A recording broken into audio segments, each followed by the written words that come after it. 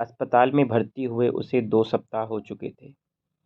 जब से संध्या को पता चला था, वह लगातार उससे मिलने आ रही थी। घंटों वह अस्पताल में रुककर उससे बातें करती, उसे दवाई देती, खाना खिलाती, सिर दबाती, उठने, बैठने, चलने में मदद करती। कहने को संध्या दीपक की मंगेतर थी, पर मंगनी के दिन से ही वो उसे अपना पति परमेश्वर मान चुकी थी। 3 दिन पहले डॉक्टर ने कहा कि मुझे लगता है कि आप घर जाने के लिए फिट हैं। खुशी की इस खबर से दोनों के चेहरे पर मायूसी छा गई। दोनों व्याकुल हो उठे। अगले 6 माह तक शादी का कोई मुहूर्त भी नहीं था और उस दिन पिछले 1 सप्ताह से चले आ रहे रूटीन के अनुसार दीपक संध्या के कंधे पर हाथ रख हॉस्पिटल के कॉरिडोर में टहल रहा था कि तभी, क्या करते हो दीपक? अभी तो हम गिर जाते और ये जो आपकी नई नई टांग जोड़ी है ना, फिर से टूट जाती, संध्या ने डांटते हुए कहा। मैं तो चाहता हूं कि टूट जाए। जब तक टूटी रहेगी तुम मेरे साथ रहोगी, मुझे प्यार करोगी। क्या चाहते हो? सारी उम्र अस्पताल में बीत जाए और शादी के इंतजार में हमारे बाल सफ़ेद हो जाएं? संध्या ने कहा। मेरा बस चले तो आज ही शादी कर लूं और आज ही हनीमून भी। दीपक ने शरारत भरी नज़रों से संध्या की तरफ देखा। संध्या ने शर्मा के नज़रें झुका लीं। संध्या, क्या तुम मुझे प्यार करती हो? अगर प्यार ना करते तो पूरा पूरा दिन तुम्हारे पास क्यों रुकते? संध्या ने भावुक होते हुए कहा। परसों मुझे अस्पताल से छुट्टी मिल जाएगी। सोचा है फिर हम क्या करेंगे? करना क्या है? फ़ोन पर बातें करेंगे और शादी के शुभ मुहूर्त का इंतज़ार करेंगे। संध्या ने उसी इत्मीनान से उत्तर दिया। अब तक वो टहल के दीपक के प्राइवेट वार्ड में वापस आ चुके थे। संध्या, अब मैं तुम्हारे बिना नहीं रह सकता, दीपक ने संध्या की हथेलियों को अपनी हथेलियों में दबाते हुए कहा। रह तो मैं भी नहीं सकती, संध्या ने गहरी सांस लेते हुए कहा। क्या तुमको मुझ पे भरोसा है? दीपक ने संध्या की आंखों में देखते हुए कहा। संध्या ने कुछ न बोला और आंखें बंद कर ली।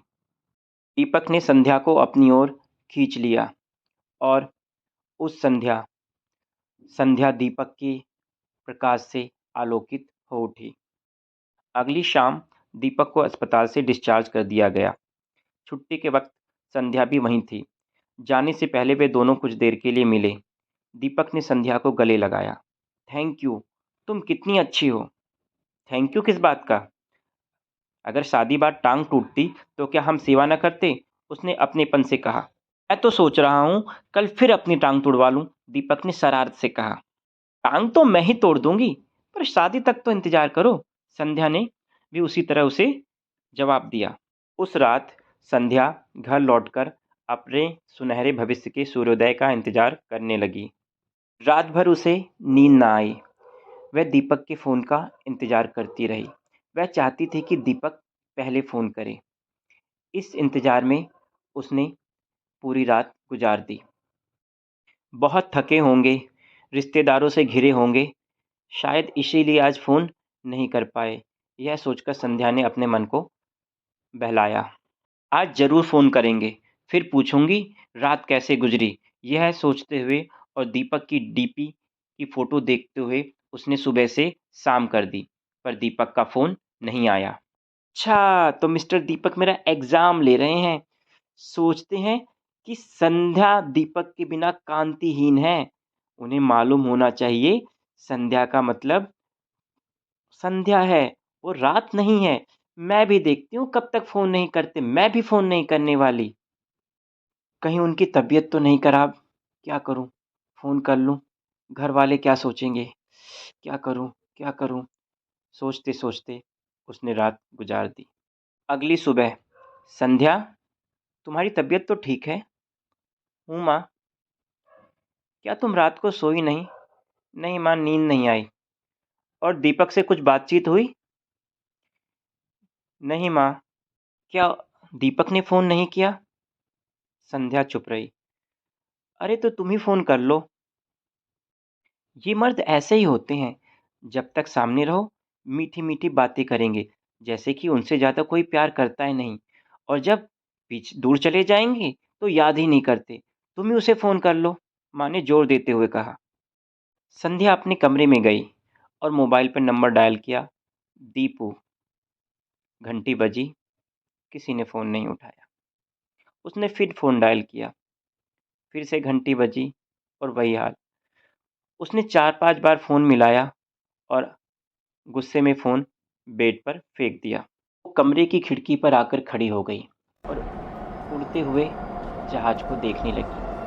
दीपक ने प्रॉमिस किया है कि शादी के बाद हनीमून पे सिंगापुर जाएंगे। वो भी फ्लाइट में इसी तरह उड़ती हुई सिंगापुर पहुंचेगी। उसने मोबाइल उठाया और अपनी और दीपक की फ़ोटोएं देखने लगी। बच्चों, चलो सिंगापुर, मैं भी तुम्हें बताती हूँ। हनीमून के दिन ना तुम्हें परेशान करके रख दिया तो मेरा नाम भी संध्या नहीं। उसने गुस्से से उसकी फ़ोटो की तरफ देखते हुए सोचा। संध्या, कैसा है दीपक? बातचीत हुई? शायद बिजी होंगे माँ, फ़ोन नहीं उठाया, उसने खुद को तसल्ली देते हुए कहा। दीपक की मम्मी का नंबर है ना, उन्हीं से बात कर ले। अच्छा तू रहने दे, सोचेंगी कितनी तेज लड़की है।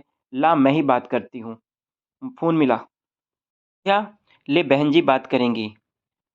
संध्या बेटी, अगर तुम ना होती तो दीपक इतनी जल्दी अपने पाँव पर खड़ा ना हो पाता। आज वो दफ्तर गया है, कई दिनों बाद गया है ना, तो हो सकता है बहुत सारा काम हो, इसलिए फ़ोन नहीं कर पाया। शाम को फ़ोन करेगा, मैं बोल दूंगी उसे फ़ोन करने को, तुम फिक्र मत करो। संध्या आश्वस्त हुई और कुछ देर बाद उसने दीपक को मैसेज डाला। तेरी 2 टकियाँ दी नौकरी ते मेरा लाखों दा सावन जाए। मैसेज 2 सरेटी टिक होकर रह गया। संध्या ने गुस्से वाली इमोजी भेजी और वो भी सरेटी टिक होकर रह गया।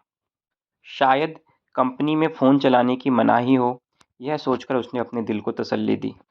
रात को उसने किसी तरह 2-4 कौर खाए और आकर अपने कमरे में लेट गई। सबका मैसेज अभी तक देखा नहीं गया था और मिस कॉल के बदले में कोई कॉल नहीं आई थी। वह बार-बार फ़ोन को उठाती, रखती, कभी गाना सुन के मन बहलाने की कोशिश करती, पर उसका मन किसी काम में ना लगा। कहीं किसी दफ्तर वाली के चक्कर में तो नहीं, 15 दिनों से अस्पताल में तो उनसे मिलने कोई नहीं आया। सुबह से लेकर शाम तक तो मैं ही उनके साथ रहती थी। प्रेमी को वश में कैसे करें? सौतन से छुटकारा कैसे पाएँ? उसने गूगल पे डाला तो तमाम तरह के पेजेस खुलने लगे। इन पेजेस को स्क्रॉल करते हुए, पढ़ते हुए उसे न जाने कब नींद आ गई, पता ही ना चला। अगली सुबह जब वह उठी तो उसने अपना फ़ोन चेक किया। व्हाट्सएप पे मैसेज था, आई कांट मैरी यू। अच्छा, तो क्या मैं मरी जा रही हूँ? मुझे सताना चाहते हो? तो जाओ, मुझे भी नहीं करनी शादी। और उसने मैसेज डाला, मुझे भी नहीं करनी। मैसेज फिर ग्रे टिक होकर रह गया। वो घर के कामों में लग गई और बीच-बीच में व्हाट्सएप देखती रही, पर मैसेज ग्रे से ब्लू टिक नहीं हुआ। दोपहर का काम खत्म कर कर जब उसने दीपक की प्रोफ़ाइल फ़ोटो को देखने की कोशिश की, तो पाया कि वह हिडन हो चुकी है। ऐसी बात है, तो चलो, आप भी मेरी फ़ोटो नहीं देख सकते हो। ऐसा कहकर उसने भी दीपक के लिए अपनी फ़ोटो को हाइड कर दिया। फेंकने वाले ने किस उद्देश्य से कंकड़ फेंका है, झील को यह मालूम नहीं। उसमें तो लहरें उठना स्वाभाविक है। संध्या को लग रहा था कि दीपक उससे विरह का खेल खेल रहा है। विरह की यह अनुभूति उसे और ज़्यादा रोमांचित कर रही थी। ने जब पूछा, बात हुई? तो उसने कह दिया, हाँ। विरहिणी को क्या मालूम था कि लीलाधर लीला रचाकर अब दूसरे स्वांग की तैयारी कर रहा है। रात में कई तरह के यत्न करके उसने अपने मन को बहलाने की कोशिश की। फिर उसने सोचा कि कहीं ऐसा ना हो मेरी फ़ोटो छुपाने से वह और बुरा मान जाए। तो उसने अपनी फ़ोटो को फिर से दीपक के लिए विज़िबल कर दिया। फ़ोन को नहीं आना था, नहीं आया। मैसेज को नहीं पढ़ा जाना था, नहीं पढ़ा गया। इंतज़ार करते-करते कब उसकी आँख लग गई, उसे पता ही नहीं चला और अगली सुबह हो गई। उसने सुबह उठकर देखा तो नर्स दीदी का मैसेज आया है और कैसी चल रही है तेरी और दीपक की? शादी की डेट वेट फिक्स हुई? मैंने तो लहंगा भी डिसाइड कर लिया है। हॉस्पिटल में नर्स दीदी संध्या की अच्छी सहेली बन चुकी थी और उन्हें संध्या और दीपक की सारी बातों का पता था। तब से कोई बात नहीं हुई। फ़ोन भी नहीं उठा रहे, मैसेज का जवाब भी नहीं दे रहे। संध्या ने रिप्लाई किया। नर्स दीदी ने व्हाट्सएप कॉल कर दी। संध्या, इन आदमियों का कोई भरोसा नहीं, न जाने कब करवट बदल लें। ऐसा करो, उसकी माँ से बात करो। अच्छा, ऐसा करो, किसी को उसके घर भेज दो, पता करो मैटर क्या है। नर्स दीदी से बात कर कर संध्या का हृदय व्यथा और संदेह से भर उठा। नहीं नहीं, मेरा दीपक ऐसा नहीं कर सकता। जरूर कोई परेशानी होगी, पर माँ से कैसे बोलूँ? वो बेचारी वैसे ही इतनी परेशान है। अगर आज पिताजी होते तो। मुँह क्यों लटका हुआ है? क्या दीपक से कोई झगड़ा हुआ है? माँ ने पूछा तो संध्या फूट फूट कर रोने लगी। अब इन झगड़ों की आदत डाल ले। शादी में, घर गृहस्थी में ऐसे झगड़े तो होते रहते हैं। माँ ने उसके सिर पर हाथ फेरते हुए कहा। माँ, दीपक से उस दिन से मेरी कोई बात नहीं हुई, ना उसने मेरे मैसेज का जवाब दिया। उसने मुझे मैसेज किया था कि मैं तुमसे शादी नहीं करना चाहता। मैंने सोचा मजाक कर रहा है। मैंने भी मैसेज डाल दिया कि मुझे भी नहीं करनी। बस इतनी सी बात। अरे वो तुम्हें परेशान कर रहा होगा, तुम्हारी परीक्षा ले रहा होगा। चल बहन जी को फ़ोन मिला। आज मैं उन्हें फ़ोन करके बताती हूँ कि उनका बेटा कितना सता रहा है उनकी होने वाली बहू को। माँ ने दुलारते हुए कहा। जी, मुझे इस विषय में कुछ नहीं मालूम। मैंने कल दीपक से पूछा कि संध्या कैसी है, तो बोला ठीक ही होगी। मैंने पूछा क्यों तेरी बात नहीं होती? तो बोला मुझे उससे बात नहीं करनी, उससे शादी नहीं करनी। मुझे लगा बच्चों का झगड़ा है, सुलझ जाएगा। क्या बात हो गई? आने दो, कान खींचकर सीधा ना कर दिया तो। मेरी बहू को सताता है, आज देखना कैसे बात नहीं करता है। शादी से पहले सब माँ की ही सुनते हैं, संध्या ने सोचा और रात का इंतजार करने लगी। और रात को फ़ोन नहीं आना था, सो नहीं आया। अगले दिन 9 बजे संध्या के फ़ोन पर दीपक की माँ का फ़ोन आया। तो माँ जी ले ही आई कान खींचकर। अब देखती हूँ कैसे बात नहीं करेंगे, संध्या ने सोचते हुए फ़ोन उठाया। बेटी, मुझे माफ़ करना बेटी। मुझे नहीं पता मेरा बेटा इतना एहसान फरामोश निकलेगा। तुमने उसकी इतनी सेवा की, पर वो कह रहा है कि उसे तुमसे शादी नहीं करनी। मैंने कारण पूछा तो कोई कारण भी नहीं बताया। संध्या चुप हो गई। उससे कुछ ना कहा गया और उसने फ़ोन काट दिया। जब माँ ने सुना तो वो आग बबूला हो उठी। मेरी बेटी क्या नौकरानी है? कैसे नहीं करेगा शादी? आज ही तेरे मामा को भेजती हूँ। मामा गए और शाम को लौट आए। उन्होंने कहा, दीपक ने शादी करने से मना कर दिया है। अगर हम ज़बरदस्ती शादी भी कर दें तो वो संध्या को खुश रखेगा, क्या गारंटी है? इससे अच्छा है कि हम संध्या का कहीं और रिश्ता कर दें। ने सुना तो वो अपने कमरे में चली गई और फूट-फूट कर रोने लगी। उसने दीदी को मैसेज डाला, दीदी तुम सही थी, सारे आदमी एक जैसे होते हैं। नर्स दीदी का फ़ोन आया और उन्होंने सारी बात पूछी। उन्होंने कहा कि तुम पुलिस केस कर दो। उसने तुम्हारा सेक्सुअली और इमोशनली हरासमेंट किया है। वो और उसके सारा परिवार जेल में जाएगा। इसमें तो हमारी भी बदनामी होगी। आप जानती हैं कि माँ के लिए कितना मुश्किल है। मामा ने कितनी मुश्किल से मेरे लिए ये रिश्ता ढूँढा था। संध्या ने रोते-रोते कहा। संध्या, गलती तुम्हारी नहीं, उसकी है। धोखा उसने दिया है, दीदी ने समझाते हुए कहा। नहीं दीदी, मैं ऐसा नहीं कर सकती। ठीक है, मत लो कोई एक्शन, पर ऐसा करो कि तुम एक अबॉर्शन की पिल ले लो। ऐसा ना हो कि ये पाप तुम्हारे सिर पड़ जाए। अबॉर्शन पिल कैसे लूँ? माँ से कह नहीं सकती और खुद लेने गई तो आप तो जानती हैं ना कि ये छोटा मोहल्ला है। ऐसा करो, कल तुम अस्पताल आ जाओ, बाकी सब मैं देख लूँगी, नर्स दीदी ने कहा और फ़ोन रख दिया। 6 महीने बीत चुके हैं। संध्या उस हादसे से उबर चुकी है। मामा और माँ संध्या के लिए योग्य वर की तलाश में जुटे हुए हैं। रिश्ते तो 3-4 आए, पर जब लड़के वालों को यह पता चला कि लड़की का पहला रिश्ता टूट गया था, तो वे कुछ न कुछ बहाना करके इनकार कर देते। शादी, प्यार, भरोसा, इन शब्दों से अब संध्या को घिन आने लगी थी। फिर भी वह माँ की दशा सोचकर चुप हो जाती और कुछ न कहती। एक दिन संध्या ने सुबह-सुबह जब व्हाट्सएप खोला तो देखा कि नर्स दीदी का मैसेज आया हुआ था। हरामजादे की फिर टाँग टूट गई। टूट गई तो जोड़ दो दीदी, उसने स्माइली की इमोजी के साथ लिखा। मेरा बस चले तो मैं तो इसकी दूसरी टाँग भी तोड़ दूँ, दीदी ने रिप्लाई किया। दोनों टाँगें तोड़ देंगी तो वो अस्पताल में ही रह जाएगा और आपसे आशिकी कर लेगा। वैसे आप बात किसकी कर रही हैं? संध्या ने मैसेज डाला। उधर से कोई रिप्लाई नहीं आया। शायद नर्स दीदी किसी काम में लग गई होंगी। यह सोचकर संध्या भी अपने काम में लग गई। शाम को दीदी का फ़ोन आया। संध्या ने छूटते ही कहा, तो दीदी, तोड़ दी आपने अपने मरीज की टाँग? वैसे वो खुशनसीब है कौन? वही, जिसने तुम्हारी ज़िंदगी को नर्क बना दिया, दीदी ने कुछ घृणा से कहा।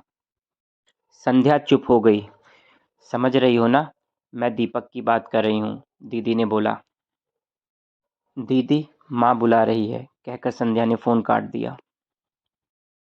उसे 6 महीने पहले का वह दिन याद आया जब उसे अपने मंगेतर दीपक की टांग टूटने की खबर मिली और वह इतनी भावुक हो गई कि अपने माँ के साथ उसे अस्पताल देखने चली गई और बाद में माँ से आग्रह कर कर उसकी सेवा के लिए रुक गई।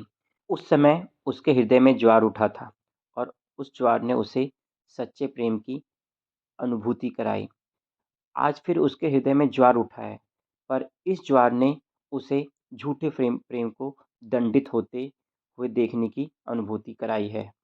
टाँग टूटने की खबर से वह प्रफुल्लित हो उठी। ऐसा लगा मानो 6 महीनों से बना हुआ फोड़ा आज फूटकर बह गया हो। फिर उसके मन में संदेह उठा, कहीं ऐसा तो नहीं बगुला फिर से मछली खाने के लिए आया हो? मुझे दीदी से पूरी जानकारी प्राप्त करनी चाहिए। फिर से वही टाँग टूटी है क्या? उसने दीदी को मैसेज किया। मैसेज का जवाब आते-आते सुबह हो गई। नहीं, दूसरी टाँग टूटी है और सबसे बड़ी ये बात ये कि जनाब की 3 दिन बाद शादी है, दीदी ने रिप्लाई किया। फिर से टाँग टूटी है और शादी भी है। ज़रूर फिर से किसी संध्या के जीवन में अंधेरा करने का प्लान है, संध्या ने सोचा।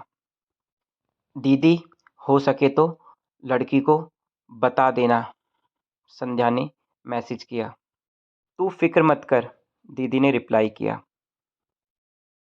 रात में दीदी का फ़ोन आया।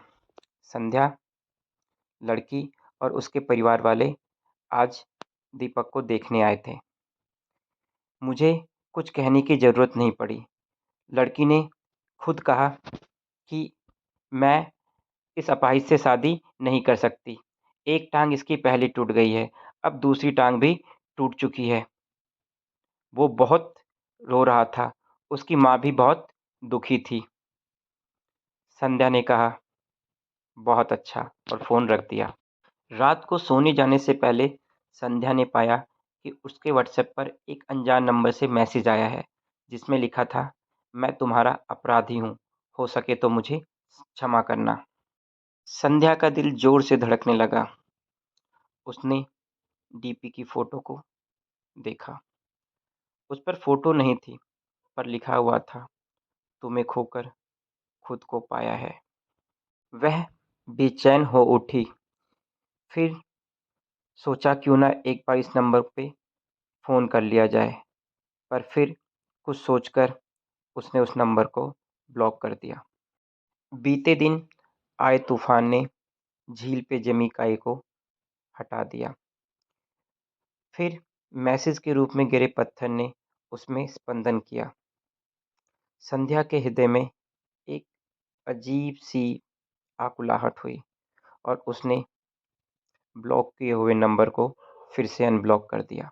तभी एक मैसेज आया, मोहब्बत में बेवफाई की सज़ा पाई है, आज दूर मुझसे मेरी परछाई है। दीदी, वो मुझे परेशान कर रहा है। उसने नर्स दीदी को मैसेज किया। ब्लॉक कर दे उसे, दीदी ने रिप्लाई किया। दीदी, मैं उसे तड़पता हुआ देखना चाहती हूँ। मैं हॉस्पिटल आ रही हूँ। वो हॉस्पिटल पहुँचती है और उसके वार्ड में दाखिल होती है। दीपक का मुंह दीवार की तरफ होता है और उसका टूटा हुआ पाँव कुछ ऊंचाई पर बंधा हुआ होता है। संध्या उस पर जोर से एक मुक्का मारती है और दीपक पीछे मुड़कर देखता है। दीपक की आंखों से आंसू बहने लगते हैं और संध्या भी फूट-फूट कर रोने लगती है। संध्या, मैं तुम्हारा गुनहगार हूँ। मैं दोस्तों की बातों में आ गया। मैंने तुम्हारे कैरेक्टर पर शक किया, जबकि कैरेक्टर तो मेरा ही खराब था। न जाने क्यों हर युग में सीता को ही अग्नि परीक्षा देनी होती है, कहकर वो सुबक-सुबक कर रोने लगा। संध्या चुपचाप वहीं बैठ गई। कुछ देर तक दोनों रोते रहे। उसके बाद दीपक ने कहा, संध्या, तुम्हारे निस्वार्थ प्रेम के कारण ही मैं अपने पहले पाँव पर खड़ा हो पाया, पर आज मेरा दूसरा पाँव टूट गया है। मैं बैसाखी के सहारे नहीं चलना चाहता। संध्या, क्या तुम मेरा दूसरा पाँव बनोगी? क्या तुम मुझसे शादी करोगी? कहीं ऐसा ना हो कि कल जब तुम फिर से अपने पाँव पर खड़े हो तो मुझे फिर से छोड़कर चले जाओ, संध्या ने उल्हाना देते हुए कहा। तो तुम मेरी दोनों टांगें तोड़ देना, दीपक ने मजाकिया अंदाज में कहा। और अगले दिन उन दोनों का विवाह हो गया। और उस संध्या जो दीपक प्रज्वलित हुआ, वो चाँद से अधिक शीतल और गंगा जल से अधिक निर्मल था।